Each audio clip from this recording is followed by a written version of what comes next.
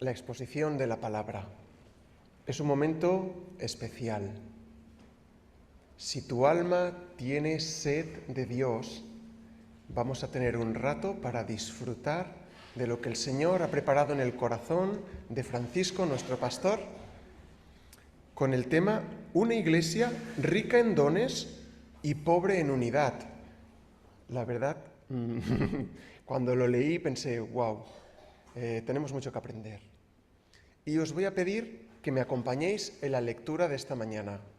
Vamos a empezar varios domingos enfocados en la primera carta a los Corintios. Vamos al capítulo 1 de Primera de Corintios y leeremos juntos del versículo del 1 al 17. Dice así la palabra del Señor. Pablo, llamado a ser apóstol de Jesucristo por la voluntad de Dios, y el hermano Sóstenes, a la iglesia de Dios que está en Corinto, a los santificados en Cristo Jesús, llamados a ser santos, con todos los que en cualquier lugar invocan el nombre de nuestro Señor Jesucristo, Señor de ellos y nuestro. Gracia y paz a vosotros, de Dios nuestro Padre y del Señor Jesucristo. Gracias doy a mi Dios siempre por vosotros, por la gracia de Dios que os fue dada en Cristo Jesús, porque en todas las cosas fuisteis enriquecidos en Él, y en toda palabra y en toda ciencia, así como el testimonio acerca de Cristo ha sido confirmado en vosotros, de tal manera que nada os falta en ningún don, esperando la manifestación de nuestro Señor Jesucristo, el cual también confirmará hasta el fin, para que seáis irreprensibles en el día de nuestro Señor Jesucristo. Fiel es Dios, por el cual fuisteis llamados a la comunión con su Hijo Jesucristo nuestro Señor. Os ruego, pues, hermanos, por el nombre de nuestro Señor Jesucristo, que habléis todos una misma cosa, y que no haya entre vosotros divisiones, sino que estéis perfectamente unidos en una misma mente y en un mismo parecer. Porque he sido informado acerca de vosotros, hermanos míos, por los de Cloé, que hay entre vosotros contiendas. Quiero decir que cada uno de vosotros dice, yo soy de Pablo, y yo soy de Apolos, y yo de Cefas, y yo de Cristo. ¿Acaso está dividido Cristo? ¿Fue crucificado Pablo por vosotros? ¿O fuisteis bautizados en el nombre de Pablo? Doy gracias a Dios de que a ninguno de vosotros he bautizado, sino a Crispo y a Gayo, para que ninguno diga que fuisteis bautizados en mi nombre. También bauticé a la familia de Estéfanas. De los demás no sé si he bautizado a algún otro. Pues no me envió Cristo a bautizar, sino a predicar el Evangelio, no con sabiduría de palabras, para que no se haga vana la cruz de Cristo. Pues escuchemos lo que el Señor nos tiene preparados en esta mañana. Y si podéis, dejemos el móvil silenciado. Gracias.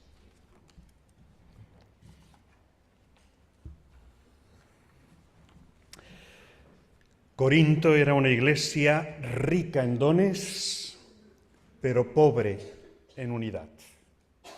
Esta sería una síntesis de esta primera sección, de este capítulo 1, de la primera epístola a la iglesia de Dios en Corinto.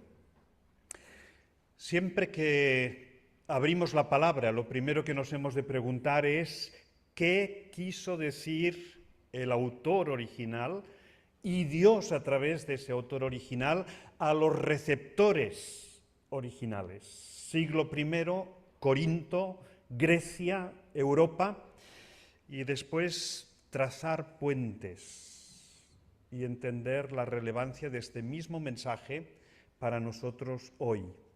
Y eso es gracias a que la palabra de Dios, en su naturaleza, porque viene de Dios, además de ser poderosa, es eterna. La palabra de Dios no pasa. Es ayer, hoy y para siempre como el Señor Jesucristo. Así que vamos a ver a lo largo de este mes los 3 primeros capítulos, 4 de esta primera epístola de Corinto o a los Corintios. La iglesia de Corinto fue fundada por el apóstol Pablo al final de su segundo viaje misionero. La historia de la llegada del Evangelio a esta ciudad hasta donde la conocemos fue fascinante. En ese viaje, el segundo, el Evangelio llega a Europa y entra por primera vez en Filipos, después Tesalónica, después Berea, después el corazón, Atenas. Y de Atenas, esta es una experiencia quizá algo frustrante en la predicación del Evangelio, Pablo llega a Corinto y pasa la friolera de 18 meses en Corinto. Imaginaos lo que es un viaje misionero. Eran viajes que duraban 2 años, 2 años y medio.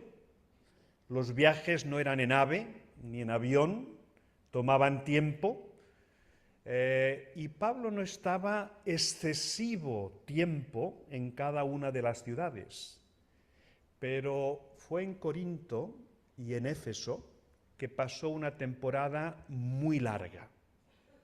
18 meses en Corinto, más de 2 años en Éfeso.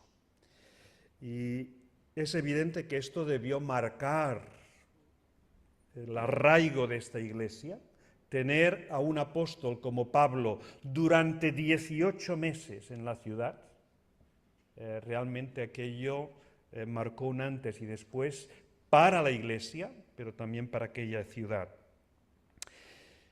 Pablo trabajó con un matrimonio, Aquila y Priscila, que habían venido desde Roma, huyendo de alguna forma porque el emperador romano otra vez había pedido que todos los judíos fueran y tuvieron que marchar y providencialmente llegaron a Corinto. Pablo trabajó con sus manos en Corinto. Él hacía tiendas de campaña. Era un tejedor de lona con hilo. Era alguien, como buen judío, había aprendido un oficio. Y esto nos habla también de que el trabajo manual, físico, es tan digno como predicar el Evangelio. Pablo sintetiza esa unión de la dignidad del trabajo cuando se hace para el Señor, como del ministerio cristiano, evidentemente cuando también se hace para el Señor. Se nos dice en el capítulo 18 de Hechos, que narra la formación de la iglesia en Corinto, que Pablo discutía y persuadía a los judíos y a los griegos todos los sábados en la sinagoga. Imaginaos que Pablo, Aquila y Priscila trabajaban de lunes a viernes y el sábado ahí estaban en la sinagoga. Y más adelante dice: Pablo estaba entregado por entero a la predicación de la palabra, testificando que Jesús era el Cristo. Pablo estaba por entero. Seguramente llegó un momento en el que Aquila y Priscila le dirían: Pablo, ya trabajamos nosotros, compartimos los recursos y tú dedícate por entero a la predicación del Evangelio. Los judíos se opusieron, blasfemaron, haciendo imposible la presencia de Pablo en la sinagoga. Pero Dios le reveló a Pablo que tenía mucho pueblo en aquella ciudad, a pesar de la oposición. Y eso fue lo que motivó que Pablo se quedara tanto tiempo. Una revelación directa del Señor: quédate en la ciudad, en esta, porque hay muchos que se van a convertir. Seguramente por el contexto y el contenido de las cartas se convirtieron algunas personas claves de la ciudad, con responsabilidades, pero la mayoría de la congregación era sencilla en cuanto a trasfondo cultural y económico. Esto lo veremos el próximo domingo seguramente. Esa era la composición de la congregación. Y Pablo llegó a tener una relación personal rica y profunda con muchos de los miembros. En 1 Corintios 4:14 se dirige a ellos como hijos amados. Pablo desarrollaba relaciones personales profundas. El Evangelio permite desarrollar relaciones personales profundas. Cuando me presento honestamente delante de Dios, con toda libertad, sin guardar nada, ningún secreto delante de Él, y me siento aceptado, perdonado, no hay nada que Cristo no pueda perdonar. Eso me da una libertad interior, una libertad personal que es contagiosa y que permite relaciones profundas. Las cartas a la iglesia de Corinto contienen respuestas a necesidades y preguntas que ellos mismos habían planteado. John Stott dice: hay unos 20 temas abordados en estas dos epístolas de tipo doctrinal, ético, pastoral y personal. Así que es un filón la primera carta y la segunda a los Corintios. Romanos nos describe el Evangelio en toda su gloria. Si queremos entender en detalle la salvación de Dios, vayamos a Romanos. Si queremos entender la naturaleza en el plan de Dios de la Iglesia, vayamos a Efesios. Si queremos entender la realidad de una iglesia en el día a día, una iglesia local, Corinto nos proporciona detalles y una riqueza de situaciones que nos harán mucho bien considerarlas. Fue una iglesia muy bendecida en dones, liderazgo, formación, modelos vivos, conversiones, pero también la iglesia de Corinto se caracterizó por su desorden en algunas ocasiones, por su mundanalidad, fiel reflejo de la corrupción, del libertinaje de aquella sociedad. Hacer el corintio, entre comillas, era sinónimo de inmoralidad, de entregarse a vicios, placeres de una forma inmoral. Y en la ciudad había una mezcla de religiosidad, espiritualidad, idolatría e inmoralidad. Y todo eso en el mismo cóctel, formando una mezcla explosiva. La Venus Afrodita era una de las deidades más idolatrada, adorada, y tenía en su templo más de 1000 prostitutas sagradas. Y esto nos habla de la mezcla de la religiosidad, la espiritualidad y la inmoralidad. Este es el tejido moral de esta ciudad donde está esta iglesia de Dios local. No es extraño que Pablo tuviera que emplearse a fondo en estas dos epístolas. Como maestro, como pastor, como predicador, tuvo que emplearse a fondo. ¿Qué nos plantea Corinto a nosotros en Barcelona, en Calle Verdi, en el siglo XXI? Decía Ismael que nuestra iglesia en estos 66 años de historia en este lugar tiene más años de historia, pero aquí en Calle Verde hemos cumplido esta semana 66 años.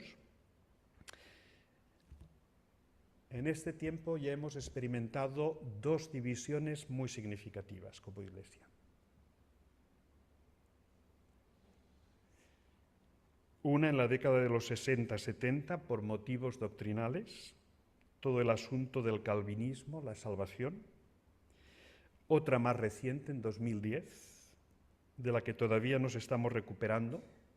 Nuestro hermano Pablo Martínez, que está aquí esta mañana, recuerdo en el 2010 recién dividida la iglesia, una frase que no olvidaré nunca. Me decía Francisco, una iglesia tarda en restaurar las heridas de una división toda una generación, 30 años. solo llevamos 13. En gran medida se han cicatrizado muchas situaciones, pero esta es parte de nuestra historia. Estas dos experiencias conectan nuestra historia con este pasaje y con dos de sus grandes temas.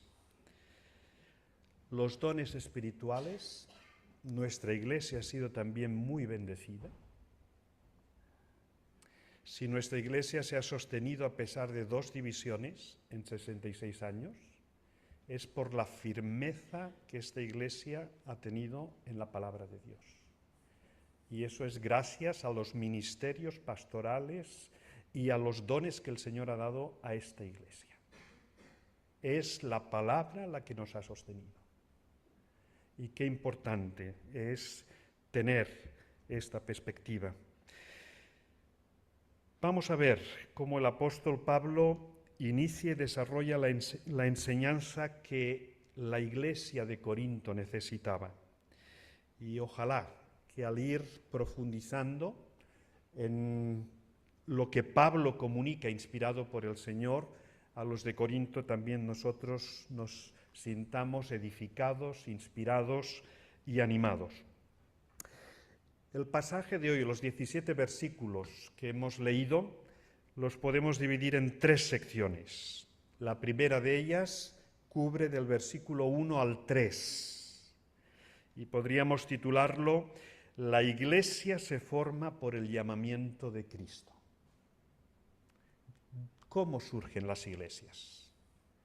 Cuando Pablo llega a Corinto no hay iglesia de Dios, hay sinagoga, pero no iglesia de Dios y de Cristo. ¿Cómo se forma una iglesia? ¿Cómo cuando vayamos a una ciudad o población donde no haya iglesia, cómo se forma una iglesia? Nos dice 3 cosas en estos 3 versículos que me gustaría destacar. En la vida cristiana, todo empieza por el llamamiento de Jesucristo a nuestras vidas. Dice Pablo, a los santificados en Cristo Jesús. La salvación es un llamamiento personal de Dios a través de la obra de Cristo para cada ser humano, para todo ser humano. Y por aquí empieza todo. Conversiones genuinas. Conversiones producidas por el testimonio del Espíritu Santo en cuanto a nuestra pecaminosidad y la necesidad que solo Dios puede ser el que limpia de pecado toda nuestra vida. Solo Él puede perdonar nuestra culpa. Ahí empieza todo. Ahí empieza la formación de la Iglesia de Dios en Corinto, con los llamados a ser santificados, es decir, a retirarse, a apartarse del estilo de vida que estaban practicando para practicar uno nuevo. Seguir a Cristo, discípulos de Cristo, perdonar nuestra culpa y ser capacitados por el Espíritu Santo para perfección y vida eterna. En segundo lugar, es un llamamiento individual, pero también comunitario. Fijaos que dice, llamados a ser santos con todos los que invocan el nombre de nuestro Señor. Es decir, no es solo un llamamiento a los llamados a ser santos, sino a estos con todos, con otros que han recibido el mismo llamamiento y que han invocado, han respondido. El Evangelio apela a nosotros y nos solicita una decisión. El Evangelio no requiere que hagamos nada. Dios lo ha hecho todo en Cristo, pero sí que necesita una respuesta. Estar con Cristo o rechazar a Cristo. Esa es la cuestión. Invoco el nombre de Cristo, le confieso con mis labios, habiendo creído internamente, en mi mente y en mi voluntad. Así que la Iglesia la formamos los nacidos de nuevo por la obra de Cristo y el testimonio del Espíritu Santo. La identidad de la Iglesia descansa en el señorío de Cristo.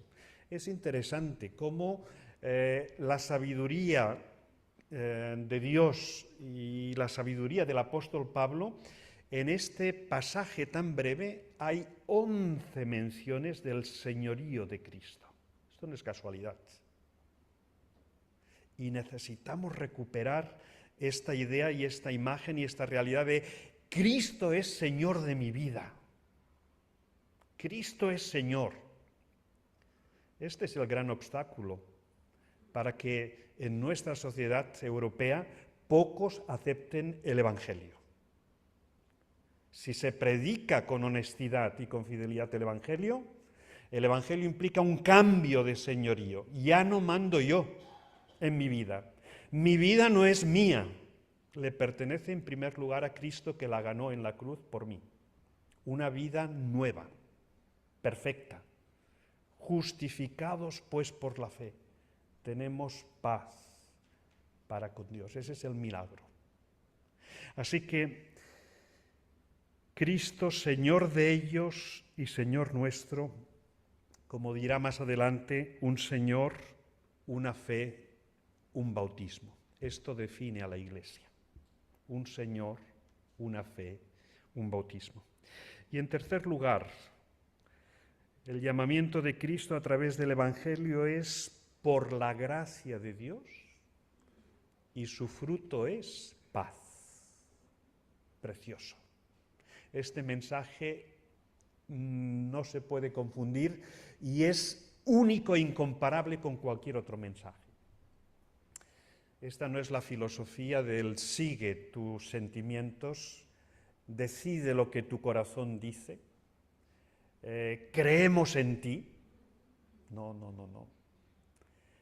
Aquí es la gracia de Dios que tiene que obrar porque nosotros somos incapaces. Tenemos una gran necesidad.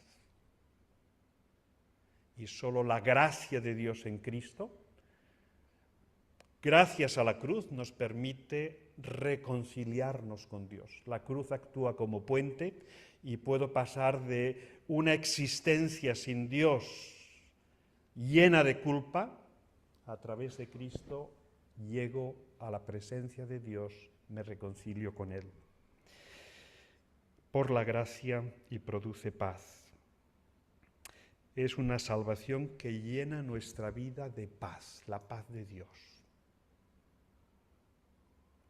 Y es una paz que supera toda forma humana de entender esa realidad. Y la pregunta es, ¿has recibido y has aceptado el llamamiento de Cristo para ser salvo? ¿Formas parte de la Iglesia? Esta semana hablaba con alguien que ha estado en la Iglesia, no en esta, en otras, buena parte de su vida, pero que conversando con esta persona, la convicción en ella y en mí era creciente de que todavía no había aceptado este llamamiento. Podemos llevar años en la Iglesia, pero es muy importante decir, Señor Jesús, quiero que seas el Señor de mi vida. Te pido perdón por mis pecados. Reconozco que solo tú puedes limpiar mi vida y darle un sentido nuevo, presente y futuro. Si alguien todavía no lo ha hecho y lo ve claro, no lo posterguemos. Hemos de definirnos. Pero decir, creo en ti, Señor Jesucristo, tiene muchas implicaciones. La salvación es por gracia, es gratuita. Pero cuando recibimos la salvación y la nueva vida en Cristo, Cristo se convierte en nuestro Señor. Y tenemos que seguir al Señor y obedecer al Señor. Y lucharemos, habrá una lucha encarnizada en nuestro interior. Y eso no es señal de que no vamos bien. Cuando hay lucha espiritual, vamos bien. El problema es cuando hemos confesado a Cristo y no hay lucha espiritual. Nos hemos acomodado. Vamos tomando la forma del mundo y necesitamos recuperar la forma de Cristo, obedeciéndole, siguiéndole. La segunda sección, los versículos del 4 al 9. Si decíamos que la primera es la Iglesia se forma por el llamamiento de Cristo, esta segunda sección podríamos titularla La Iglesia se edifica, no se forma, se edifica por la gracia de Cristo. En primer lugar, se forma por el llamamiento, en segundo lugar, se edifica por la gracia de Cristo. Y Pablo empieza en el versículo 4 dando gracias. Gracias doy a mi Dios siempre por vosotros y por la gracia de Dios que os fue dada en Cristo Jesús. Pablo es todo un modelo de gratitud por la salvación de Dios y también un modelo de generosidad hacia otros. El enfoque bíblico, esta sección segunda tiene que ver con los dones. Es que los dones espirituales tienen que estar al servicio de toda la congregación y son para el bien de toda la congregación. Los dones que el Señor me da, y todo creyente, todo hijo de Dios, tiene dones espirituales, están al servicio de la congregación, para edificarla, para perfeccionarla, para, como dice en Efesios, para planchar las arrugas de la iglesia y que ésta parezca el día de Jesucristo impecable. La última planchada la dará el Señor. Nosotros no podemos darla. Pero vamos planchando arrugas con la ayuda del Señor. La obra del Espíritu Santo es glorificar a Jesucristo como Señor. Y esto viene muy a cuento. En Corinto, algunos superapóstoles, llamados así por el mismo apóstol, eran tan espirituales, tenían tantos dones espirituales, que a nivel doctrinal se desviaron y buscaron el Espíritu como si pudieran disociarlo de la persona de Cristo. Y si algo caracteriza al Espíritu Santo es que siempre glorifica al Señor Jesucristo. El Espíritu Santo no puede ser usado para divisiones. Este es un enfoque que no es bíblico, no está en el Nuevo Testamento. El Espíritu Santo es el segundo consolador, el que Cristo ha enviado para que siga haciendo la obra y le da gloria a Él. Así que es muy importante cuando alguien enseñe mucho sobre el Espíritu disociado de Cristo, las antenas se os tienen que subir. Esto no anda bien. Siempre el testimonio del Espíritu es glorificar al Señor Jesucristo, el Espíritu Santo. Así que fijaos que en un texto lleno sobre los dones espirituales, si alguien destaca es Cristo. Cristo es el indiscutible autor de nuestra salvación. La salvación de Dios la habían recibido los de Corinto por gracia, esa gracia encarnada en la persona del Señor Jesucristo. El evangelista Juan lo define de una forma bellísima. Cuando en el capítulo 1 describe a Jesucristo, dice, lleno de gracia y de verdad. No ha habido nadie en la historia más lleno de gracia y de verdad que Jesucristo. Si queremos ver la gracia de Dios en su amplitud, Cristo. Si queremos entender la verdad de Dios, Cristo. Lleno de gracia y de verdad. El Evangelio también es dar y recibir. De gracia recibisteis, dad de gracia. recibimos dones, compartimos los dones. Los dones son por gracia, igual que la salvación. No hay una medida estándar para todo creyente, ¿no? Las medidas no son estándar.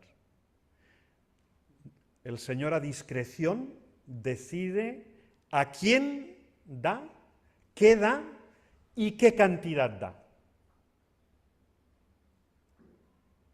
Por gracia, en su sabiduría, en su providencia, Él reparte. Y nosotros recibimos. Recibimos de gracia y damos de gracia. Qué importante es el compromiso en la vida cristiana. Qué importante es la generosidad de mi tiempo, de mis dones. Necesitamos un nuevo equipo para entregar alimentos.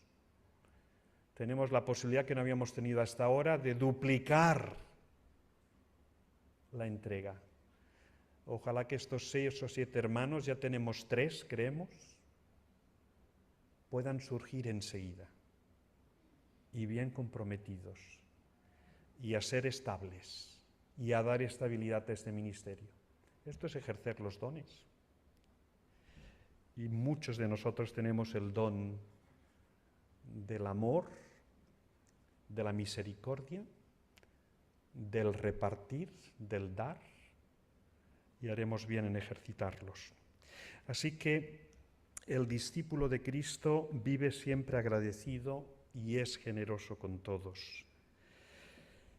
La palabra, el conocimiento y el testimonio de Cristo lo habían recibido por gracia, los versículos del 5 al 7. El Señor dio a esta iglesia muchos dones espirituales, dones relacionados con la palabra, profecía, predicación, proclamación, enseñanza. Dice el apóstol, habéis recibido muchos dones en toda palabra y en toda ciencia. Y aún más habían recibido un testimonio de Cristo profundo, que los había firmado en la fe.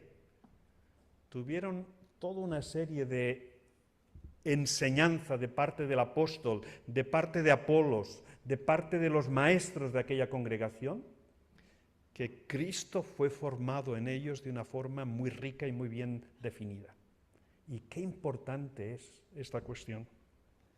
Era una iglesia privilegiada por toda la manifestación de la gracia de Cristo. No les faltaba ni un don espiritual, lo tenían todo para crecer y madurar espiritualmente. Pero, ¿cuál es el fin de la vida cristiana? ¿Tener muchos dones? ¿Destacar con el ejercicio de los dones? No. Es crecer en madurez espiritual hasta la segunda venida de Jesucristo. Los dones en la Iglesia y en mi vida apuntan hacia la madurez y el crecimiento espiritual a la espera de lo que será ya la bomba, la manifestación definitiva de Jesucristo en el mundo para llevarnos al nuevo cielo y nueva tierra.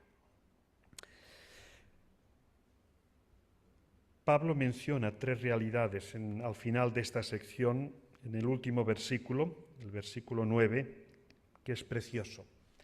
Dice, fiel es Dios, por el cual fuisteis llamados a la comunión con su Hijo Jesucristo, nuestro Señor. Hay 3 realidades, además de la riqueza de dones que el Señor nos puede dar como iglesia y a nivel personal, que marcan nuestra vida espiritual. La primera es la fidelidad de Dios. Versículo 9. Fiel es Dios. Dios es fiel. Qué importante es la fidelidad de Dios en nuestras vidas. Su carácter es fiel. Sus promesas, lo que Él ha dicho, lo que Él ha hablado, es fiel. Su dirección en nuestra vida es fiel. Su providencia podemos contar con ella. Ay, si no fuera por la fidelidad del Señor. Así que además de la riqueza de dones espirituales, si algo debemos apreciar en nuestra vida es la fidelidad de Dios. En segundo lugar, la comunión con Cristo. Si la fidelidad de Dios es preciosa, no es menos preciosa la comunión con Cristo. Experimentar su presencia, su amor, parecerme cada vez más a Cristo. ¿Hay algo más hermoso? ¿Parecerme a aquel que está lleno de gracia y de verdad? No hay nada comparable. Y en tercer lugar habla del señorío de Cristo. Si cultivamos estas tres realidades espirituales, la fidelidad de Dios, la comunión con Cristo y el señorío de Cristo, nuestra vida no se va a desviar.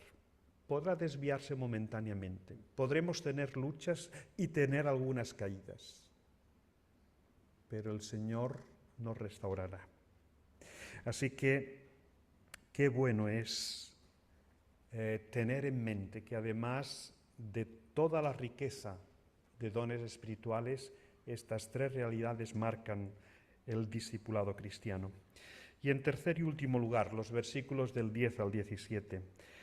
Pablo les hace un triple ruego muy importante sobre la unidad en nombre de Jesucristo.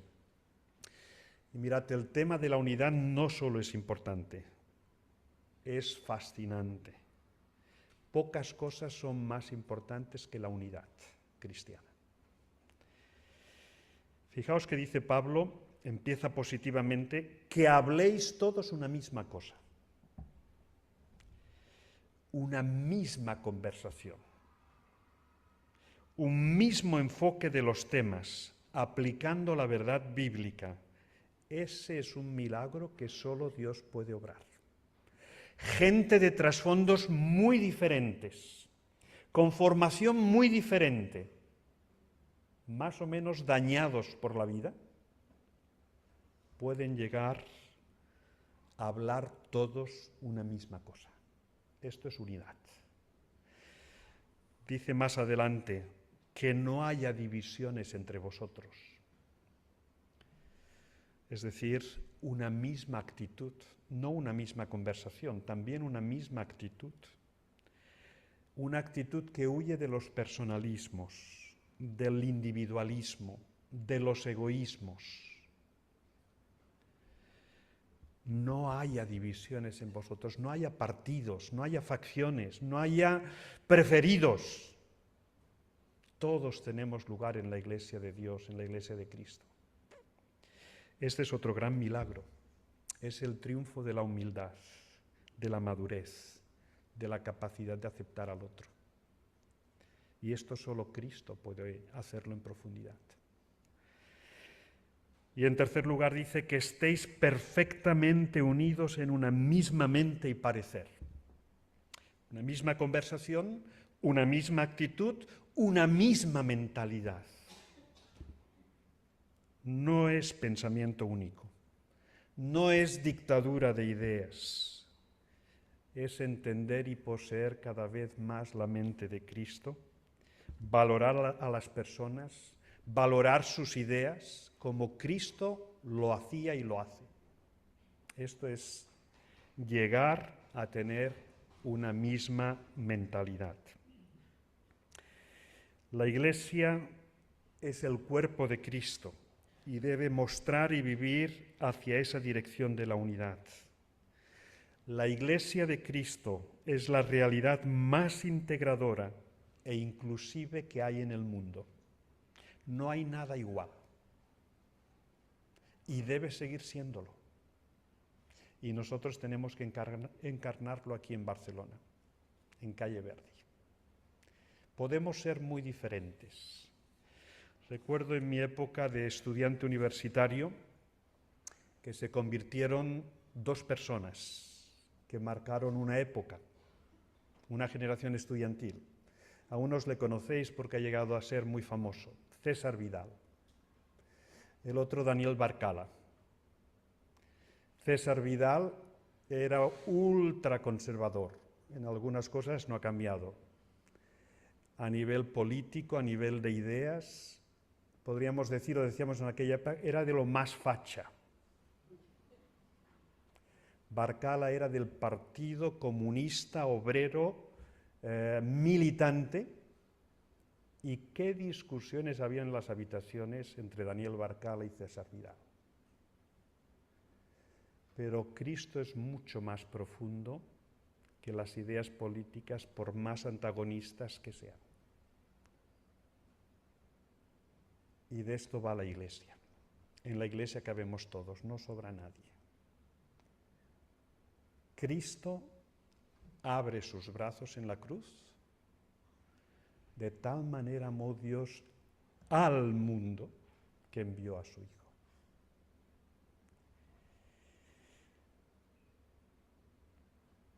Alcanzar la unidad es un proceso de crecimiento y madurez. No debemos idealizar este asunto como ningún otro, pero tampoco debemos renunciar en avanzar y crecer hacia la unidad. Eso significa evaluar, rectificar, pedir perdón, aceptar, reconciliarnos cuando sea necesario, porque Cristo quiere ser el todo en todos. Cristo debe llenar nuestra vida. Si Cristo llena mi vida, hay lugar para todos en mi vida, para tener esa misma conversación, esa misma actitud y esa misma mentalidad.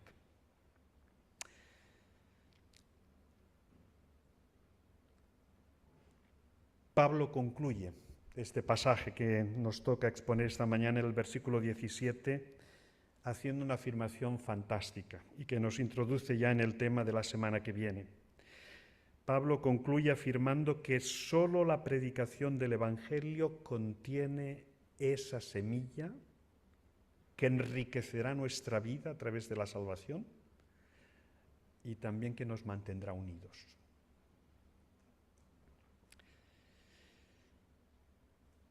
Esa idea, ese mensaje que nos lleva a la comprensión y convicción de la unidad profunda en Cristo. El Evangelio no es un mensaje de sabiduría humana, no es filosofía ni psicología humanista, es sabiduría de Dios. Sabiduría que nos permite entender la grandiosidad de la obra de la cruz y del mensaje de la cruz de Cristo. Por eso, en Verdi queremos que Cristo y su palabra nos presida y nos dirija. Por eso predicamos a Cristo. Dios es amor, envió a su Hijo, predicamos a Cristo y reconocemos la fidelidad de Dios en nuestras vidas.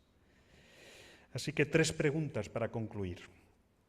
¿Has recibido el llamamiento de Dios en Cristo para arrepentirte de tu pecado y recibirle? Puedes enriquecer la Iglesia esta mañana. Si has creído en Cristo, ¿qué dones has recibido por la gracia y la acción del Espíritu Santo de Dios? ¿Los estás ejerciendo?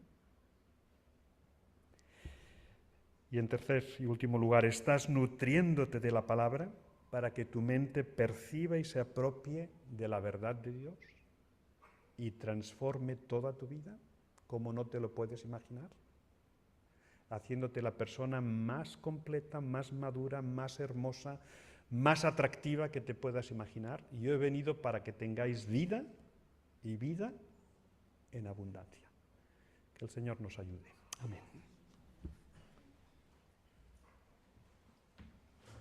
Pues antes de pasar a la Santa Cena, os voy a pedir que nos pongamos de pie y vamos a tener un momento de alabanza que nos van a dirigir también. Cuán profundo es tu amor, que vamos a cantar todos juntos.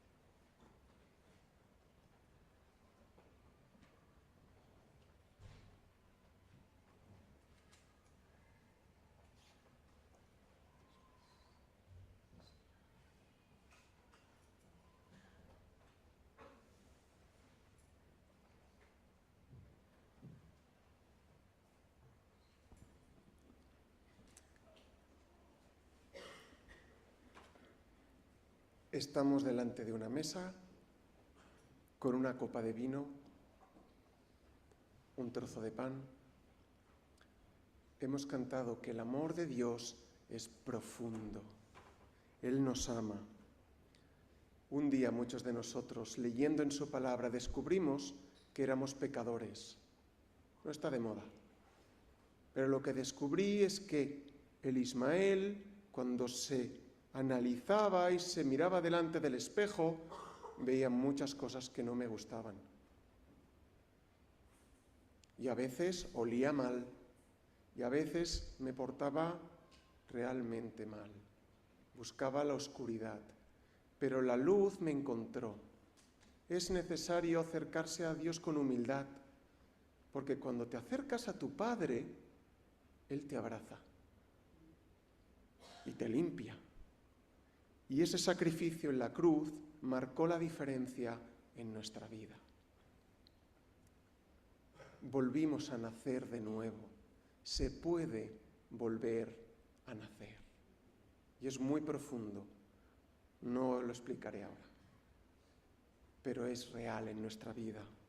Y hoy, así como hace unas pocas semanas celebramos un culto de bautismos, vamos a celebrar otro mandato de Jesús, y era que recordáramos que Él dio su vida por nosotros y un día volverá. El día a día nos atropella. Vamos sin parar de un sitio a otro. Y esta mesa es un momento para decir, para, reflexiona. ¿Dónde estás mirando? ¿Dónde está la cruz? Dirijamos nuestros ojos a Cristo. Y en su promesa es que Él regresará y hará nuevas todas las cosas. Se acabará el dolor que sientes, la enfermedad, la soledad. Y la verdadera celebración será en el cielo. Un cielo nuevo, una tierra nueva, despojados de todo lo que no nos hace aquellas personas que el Señor quiere que seamos y sabe que podemos ser. En esta mesa es el momento que nos inspira, nos va a dar fuerzas, nos va a obligar a parar, y es una oportunidad para de una forma honesta presentarnos delante del Señor. Y es por eso que os voy a pedir que aquellos que de mayores, de forma consciente, hemos creído en el Señor, Él es nuestro Señor y Salvador, y nos hemos bautizado de mayores, nos pongamos de pie para celebrar juntos y tomar este pan y este vino. Pero si no es tu caso, puedes disfrutar, puedes acompañarnos de este rato también meditando y preguntándote, ¿por qué no tú pronto estás aquí celebrando también esta preciosa mesa? Dice en 1 Corintios 11:33, porque yo recibí esta tradición dejada por el Señor y que yo a mi vez les transmití, que la misma noche que el Señor Jesús fue traicionado, tomó en sus manos la copa. Y es por eso que le voy a pedir a Maite López, si puede pasar aquí delante, a dar gracias por el pan.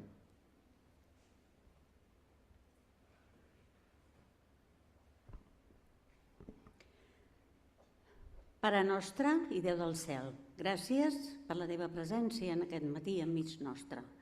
Et donem gràcies per la teva paraula que ens has donat a través del nostre pastor. Gràcies, Senyor, perquè en tots els moments de la nostra vida necessitem la teva presència enmig nostre, perquè ens ajudis en el nostre caminar diari, perquè no ens apartem de tu, Senyor, perquè la paraula que hem rebut aquest matí la podem anar esmicolant en cada instant per tenir-la sempre present i obeir-la sobre totes les coses. I ara en aquests moments que anem a participar d'aquest manament, amb aquest símbol, Senyor, que tenim aquí sobre la taula, que siguem capaços d'entendre i comprendre el teu gran amor, que vas donar el teu fill per cada un de nosaltres, perquè siguéssim salvats i poguéssim tenir una vida eterna. Senyor, fes que ho recordem no només un cop o 2 cops al mes, sinó sempre, cada dia, que sempre, sempre tu estiguis al nostre costat i nosaltres et servim, que siguem ferms. Gràcies, Pare. En el nom de Crist. Amén.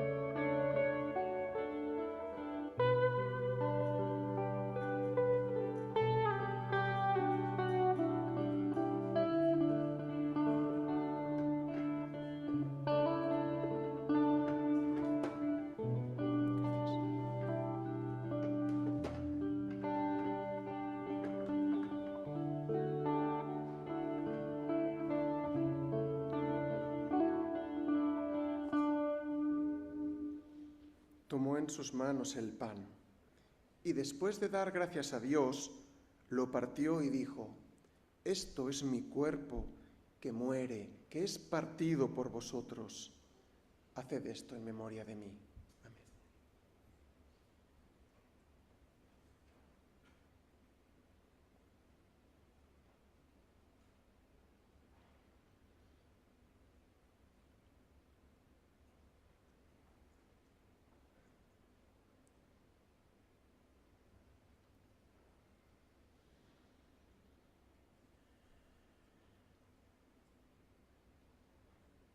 Así también, después de la cena, tomo en sus manos la copa.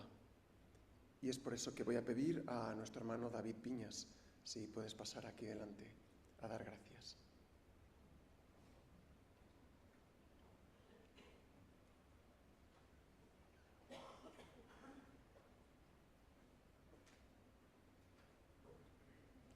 Preguem. Senyor Pare, et volem donar gràcies perquè tu ets un Déu que ens estimes i ara et volem demanar que la teva paraula, com hem dit avui, presideixi la nostra vida, que ens nutrim de la teva paraula i que sigui la guia en el nostre dia a dia. Ara et volem demanar per aquest vi que tu el beneeixis, que ens facis digne de rebre'l i que realment siguem conscients de la importància de la salvació tan gran que tu has fet per nosaltres, que ens has perdonat encara que no érem mereixedors i que siguem conscients del gran sacrifici que tu vas fer per tots nosaltres. Et demanem que ens beneeixis com a Església i que puguem ser conscients de tot això que tu has fet per nosaltres. T'ho donem tot en nom de Crist. Amén.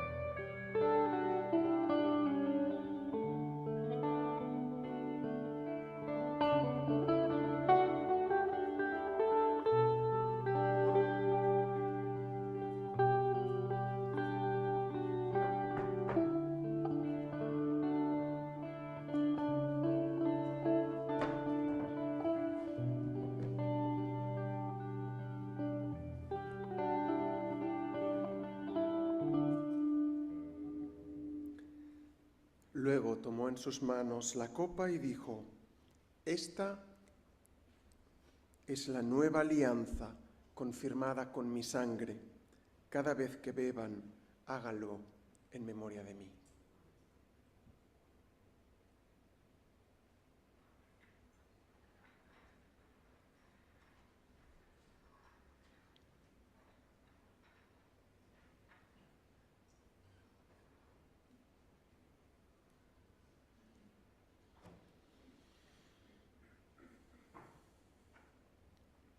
De manera que hasta que venga el Señor, ustedes proclamarán su muerte cada vez que comen este pan y beben de esta copa.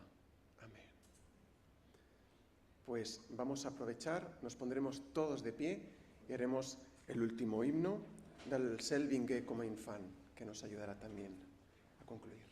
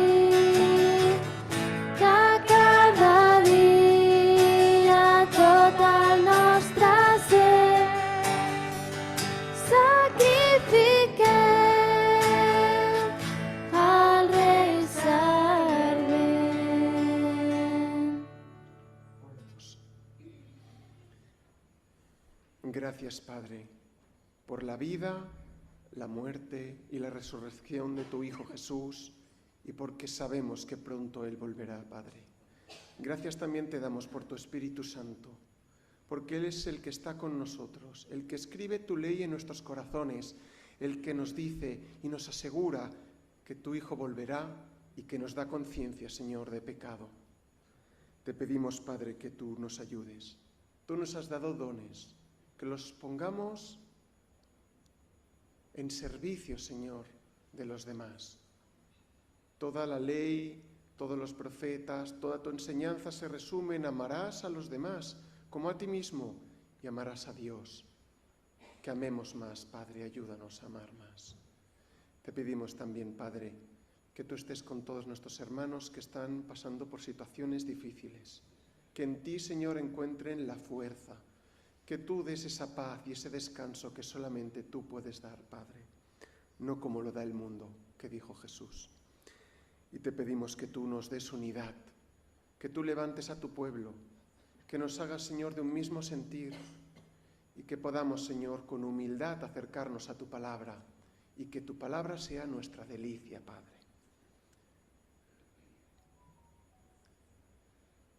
Te pedimos, para acabar, que nos acompañes y que esta verdad, este tesoro que tú nos has dado, lo podamos compartir durante todos los días de esta semana ahí donde estaremos. En el nombre de Jesús. Amén. Podéis sentaros y quiero leer un versículo más de esta primera carta a los Corintios, capítulo 1, que cuando lo leí pensé que era un buen versículo para llevarnos a casa. Dice, 1 Corintios 1:18, porque la palabra de la cruz es locura para los que se pierden, pero para los que se salvan, esto es, a nosotros, es poder de Dios. Pues que este mismo poder nos dé paz y nos acompañe esta semana. Saludémonos los unos a los otros al acabar y acabemos con un posludio. Amén.